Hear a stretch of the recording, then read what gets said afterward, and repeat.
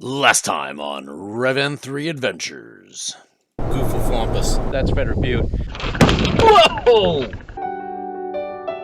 Hi! Just to piss people off, put the square headlights in it.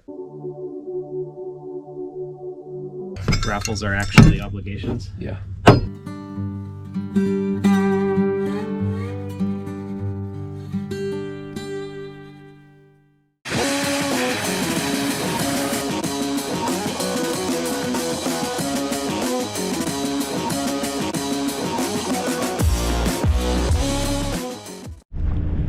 Alright, so that's it. Everybody's just about out of here. Charles is going to take a couple of other guys and they go directly to Ram Lake. I'm going to go solo and see where I go. So let's put you up on top of the roof. And well, how much battery we got? Well, we'll do that as long as we can. Then we'll switch over to dash cam. I know this is going to be a shock to you all, but sometimes I like to be alone. And the idea of driving in a convoy across the desert to look at homesteads that I'd mostly already seen wasn't terribly appealing. So I went up by myself to scout some areas that I have never been to, and then made my way as best as I could figure to get to Ram Lake. I expected I would be the last one there with my very plodding pace on what can only be called roads in the most generous sense of the word. I expected to run into many dead ends and fences, but that's kind of what I was looking for.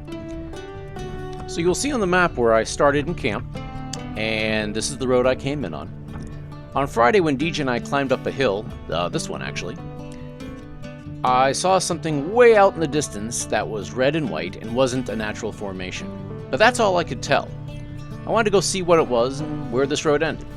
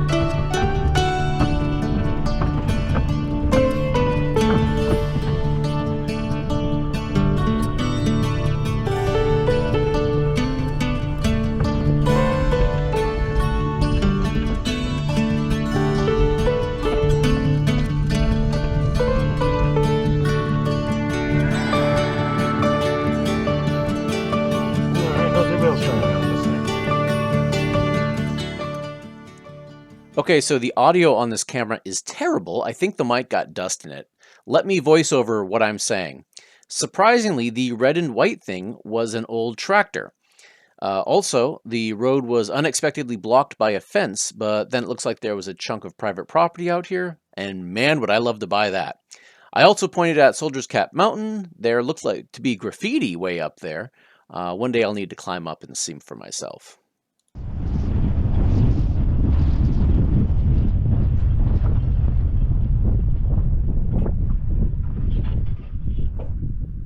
Okay, while I'm dealing with the gate, let me explain the next section. Again, here is Frederick Butte Road, and the road I came in on Thursday night, but I wanted to see if I could cut the corner here and maybe find a better road next to Coral Butte.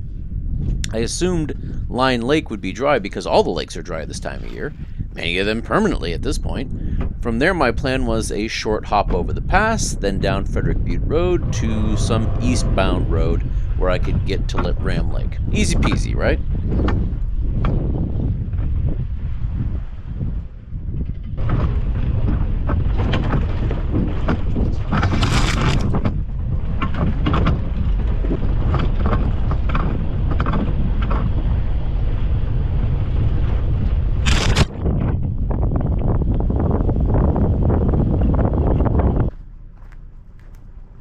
It's pointing at the sky.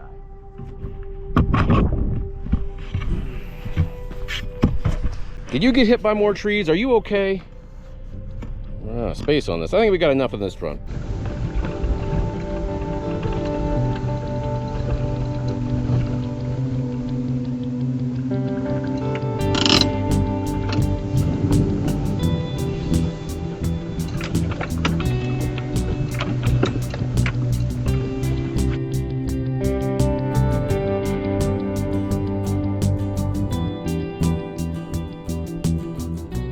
road across Lion Lake was quite good, but once I got up into the saddle of the pass, the road basically turned into something more suited for quads.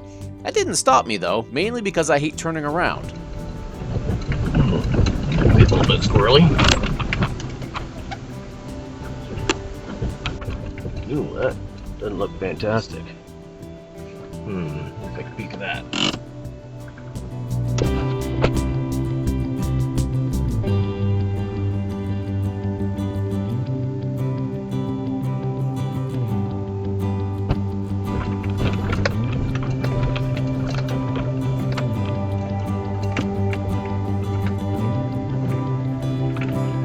Here's the hole. Good, good. Still see tire tracks. This is the new road.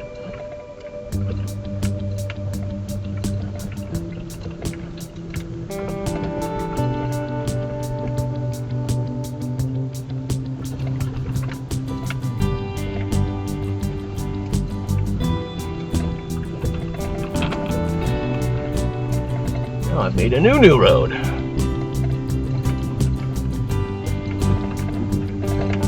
Uh-oh, that's a big-ass gully.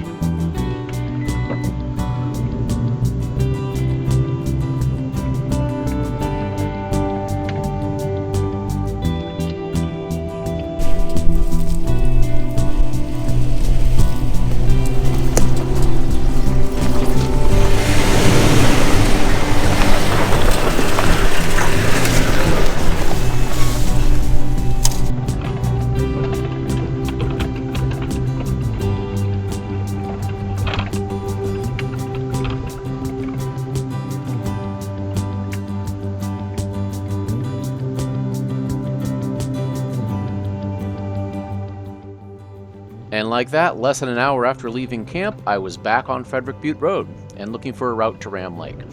Normally out in this area, you hear a lot of coyotes overnight. On this trip, I don't think we heard a single one, but I did see this one run across the road here.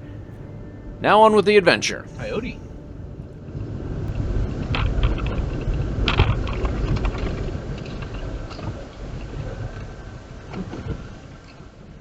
I basically picked this road at random. There was another one just to the north, but I didn't like the look of it, and having talked to the guys that went that way, it sounds like he had eventually ran into a fence and they had to do some significant backtracking. So I guess I got lucky with the road I picked. This was one of those roads where it's absolutely beautiful in person, but that doesn't really translate to video unless you are much more talented in that area than I am. There was only one real high point in the early section. It was a spring and a dead end that I decided to explore, so let's skip to that. Oh, there's the spring.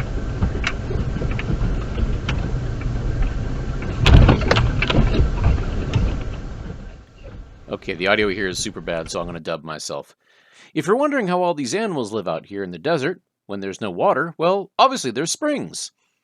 And I was just up there, and I was like, what are all those birds doing? Well, there's a spring. And then I make some kind of comment about how I wouldn't want to drink out of that, and I would just go to the very source. And then I made a comment about how many birds there were. Hello, black-capped chickadee. You are the state bird of Maine. That is a thing I know. Spring comes right out of the bottom of this tree.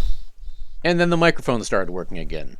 This is not my finest hour as a maker of videos. Pipe.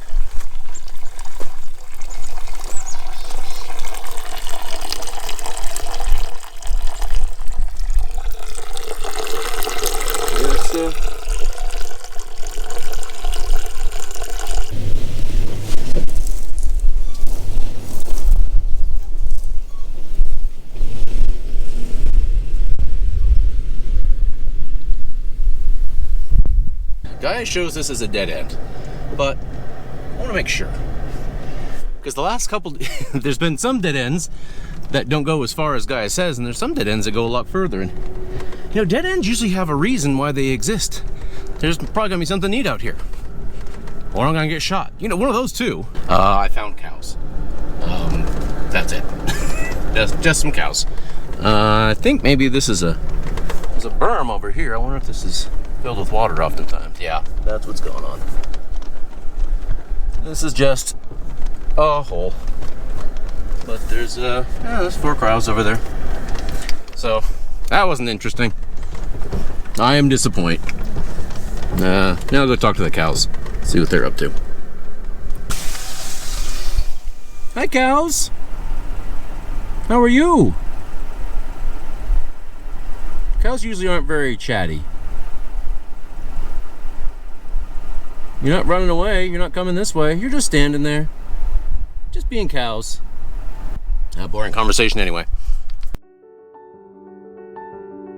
From here, it's just low-speed, bumpy roads and gates for a while, but now that we have some downtime, I thought I'd mention a couple things. In the first video of this series, I had some fairly harsh words about the current state of the Brothers Stage Stop. Well, it turns out it is currently being worked on by the Thayer family, and they have full intentions to reopen in the future. Turns out there's just a lot of work to do, and I wish them the best of luck. I'll include some links below. Also, the spot where we camped for the first 2 nights, I knew it was privately owned by someone, but not by who. Looks like the richest man in Idaho owns it, and I'm not even joking. Look up Scott Simplot. The Simplots own a lot of property, apparently. Lastly, that fenced-off spot with the tractor from earlier in this video, it's owned by a contractor from Bend who is a couple years younger than me. I might reach out to him to see if he's interested in selling. I think that'd be a cool spot.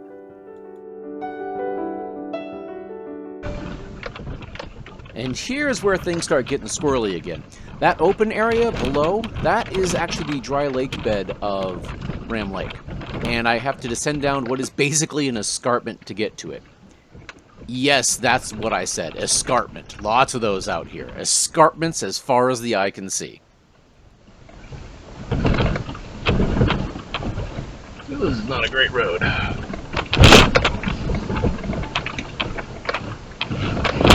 Woohoo! It's hitting stuff.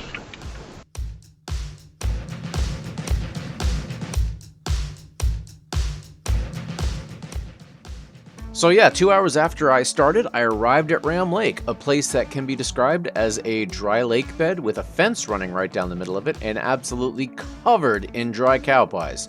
The shores had all sorts of obsidian chips that appear to be remnants from the arrow-making process of the indigenous people who used to live here. With the beautiful cliffs to the south, it's not hard to imagine what it would have looked like a few hundred years ago. But for now, I was concerned because even though I left almost last, I was the first of all 4 separate parties to arrive. Or was I totally in the wrong place? So I drove around looking, as you can see here.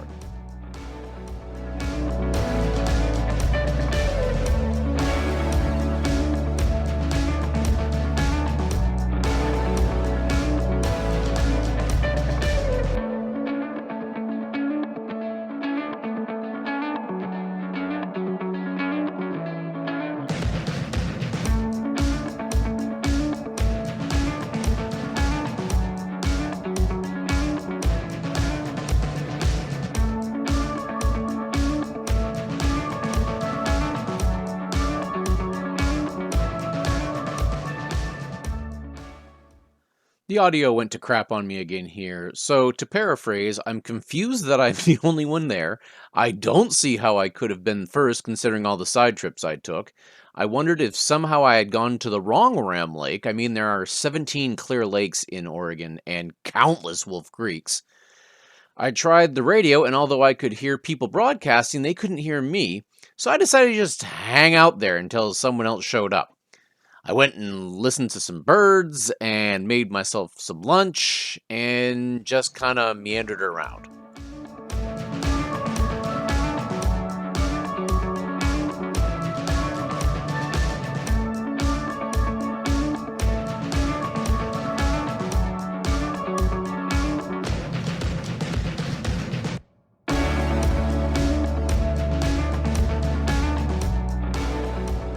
I'm not alone no more.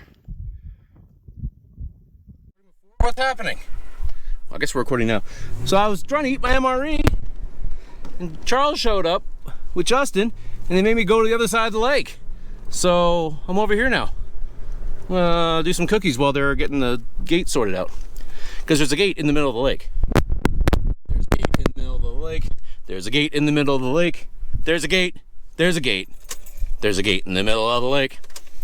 I want to eat my MRE, damn it. It feels so warm. Feels cooked. I don't know where Charles is going. He said he was going back in this corner, but I don't know if this corner is any better than any other corner.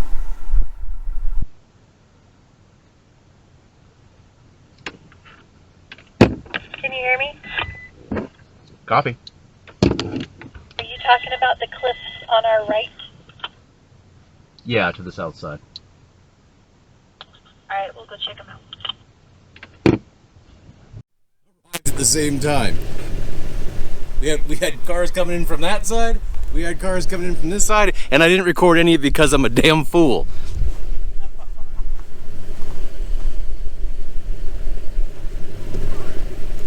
Impress me!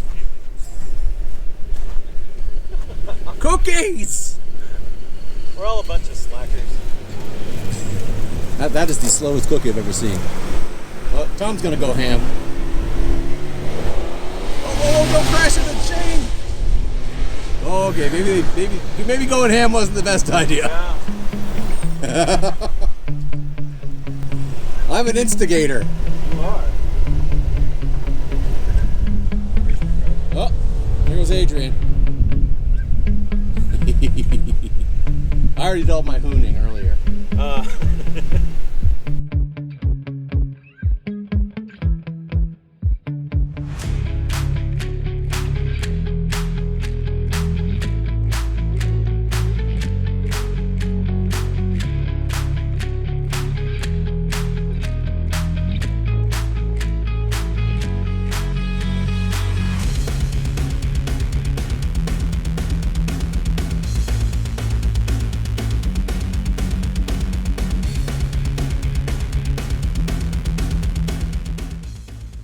I think something might be wrong with Adrian's drone. It seems to have gimbal issues. Well, I just got a replacement for my drone just yesterday, so drone footage is back on the menu, hopefully. Here you see my old friend Tom in the Bronco drag racing Mitchell in his Rivian. Now, if you've ever gone out with Mitchell before, you know that he systematically sends it in that rig. Not that Tom had any chance anyway, electric just puts the power down. You can't deny that. Tom said he was keeping up with the Rivian once his turbos spun up, and I'm sure I don't have an opinion on that.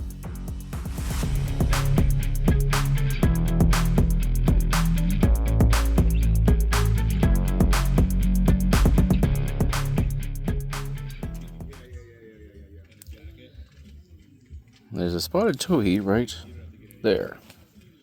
There's a Toby right there. Toby keeps getting closer, and the spotted towhee doesn't seem to care.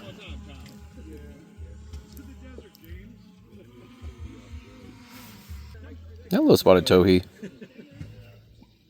Hop, hop. Hop, hop.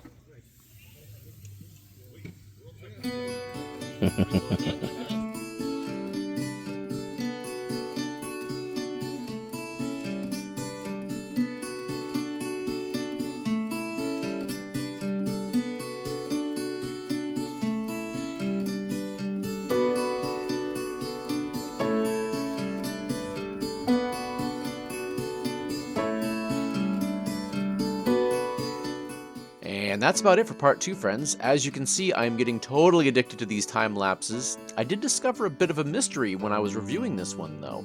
In the darkest part of the night, we had a visitor.